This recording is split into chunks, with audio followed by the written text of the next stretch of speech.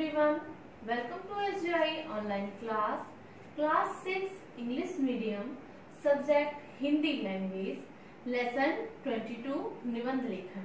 बच्चों, आज मैं आपको हिंदी भाषा में निबंध लेखन पढ़ाने जा रही हूँ, जो आपके फर्स्ट टर्म में दो निबंध हैं। कौन कौन से हैं वो? पहला निबंध है महात्मा गांधी पर और दूसरा निबंध है देश प्रेम पर। तो आपको इन दोनों निबंध को तैयार करना होगा। तो सबसे पहले मैं आपको बताऊंगी कि निबंध लेखन किस तरीके से किया जाता है, उसके क्या नियम होते हैं। फिर उसके बाद मैं महात्मा गांधी और देश प्रेम पर आपको निबंध समझाऊंगी। तो बच्चों, निबंध एक ऐसी विधा है जिसमें हम किसी विशेष विषय पर अपने विचार रखते हैं। निबंध निधन बंध शब्द का अर्थ है किसी नियम के अनुसार बंधा हुआ, अर्थात किसी विषय पर क्रमबद्ध विचारों को इकट्ठा करना।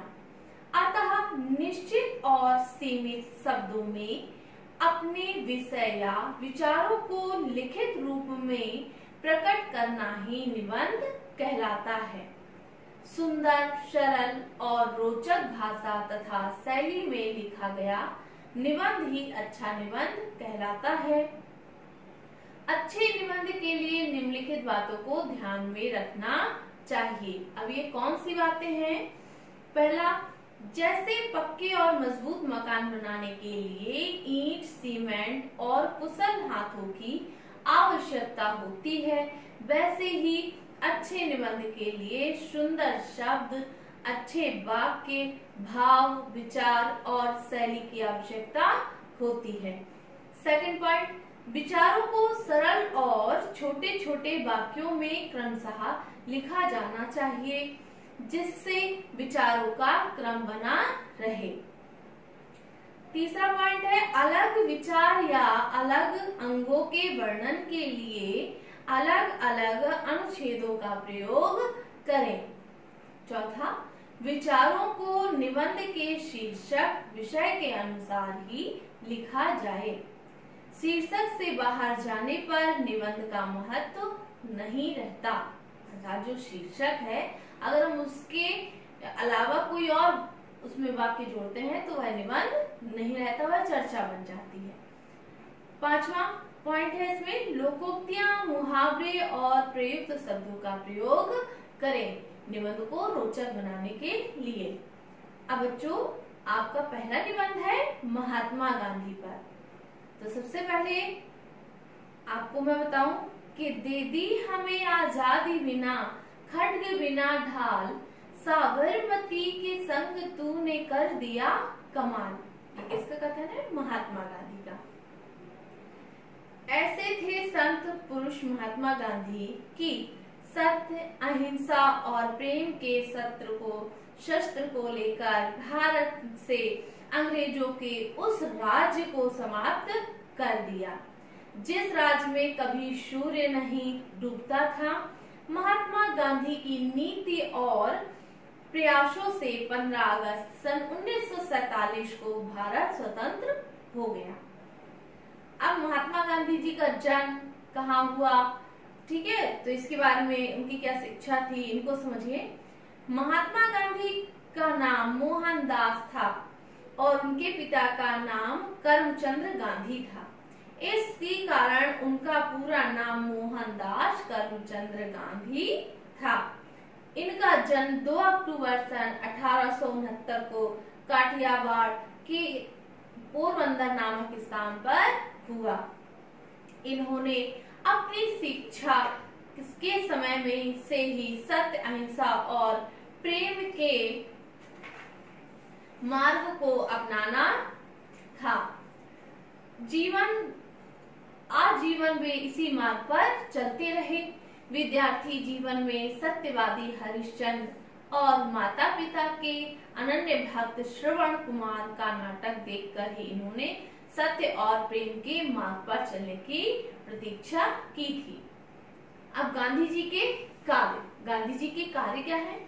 वकालत पास करने के बाद अफ्रीका गए और वहां भारतीयों की दुर्दशा तथा उन पर होने वाले अत्याचारों से उनका हृदय द्रवित हो उठा। उन्होंने गोरे लोगों के अत्याचारों का विरोध किया। 1921 में वे वहां से भारत आए और आजादी के लिए संघर्ष तथा आंदोलन करने वाले भारतीयों पर अंग्रेजों के अत्याचार देखकर भारत की आजादी की लड़ाई का नेतृत्व किया।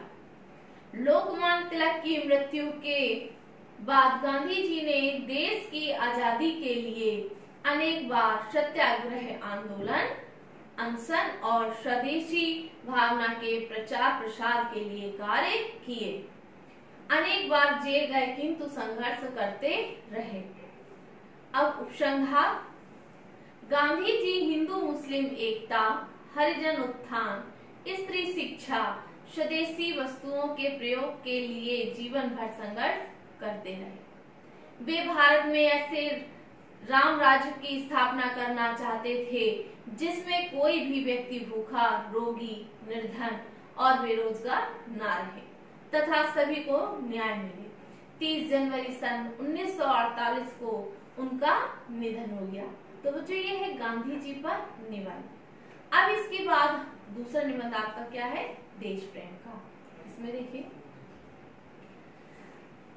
हम जिस घर में रहते हैं वह हमें इतना प्यार देता है कि यदि घर से गए अधिक समय हो जाए तो घर की याद आने लगती है।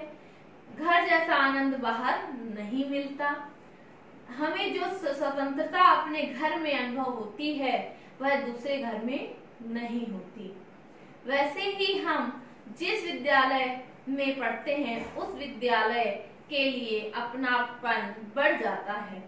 जिस प्रकार घर तथा विद्यालय हमारे अपने हैं उसी प्रकार यह देश भी हमारा अपना घर है। देश हमारा बड़ा घर है क्योंकि इसके कारण ही तो छोटा घर और विद्यालय है। देश के बिना हम कहीं रह ही नहीं सकते।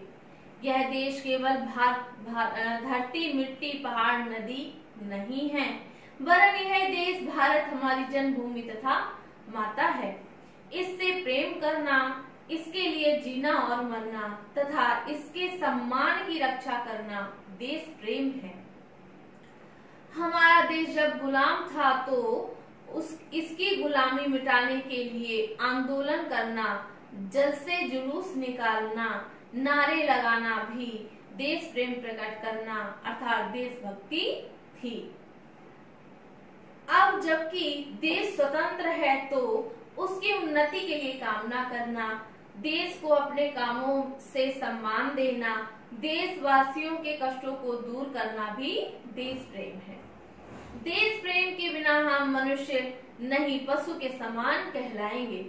जिस देश की मिट्टी में खेले हैं, जिस देश की वायु में सांस लेते हैं, जहाँ का जल पीकर जीवित हैं और जिस भूमि का अन्न खाकर बड़े होते हैं, उनके प्रति प्रेम करना हमारा धर्म है।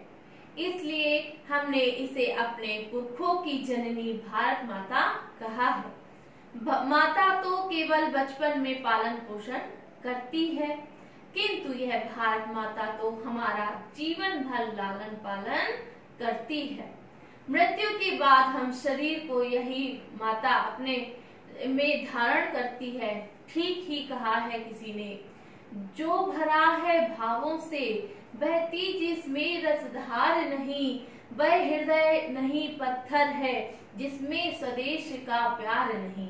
पुनः मैं इस वाक्य को दोहराऊंगी बच्चों कि जो भरा नहीं है भावों से बहती उसमें रसधार नहीं, वह हृदय नहीं पत्थर है जिसमें स्वदेश का प्यार नहीं। अर्थात जिस व्यक्ति में अपने देश के लिए प्रेम भावना नहीं है वह मानव नहीं पत्थर के समान है। अपने देश के लिए अनेक महापुरुषों ने कार्य किए हैं।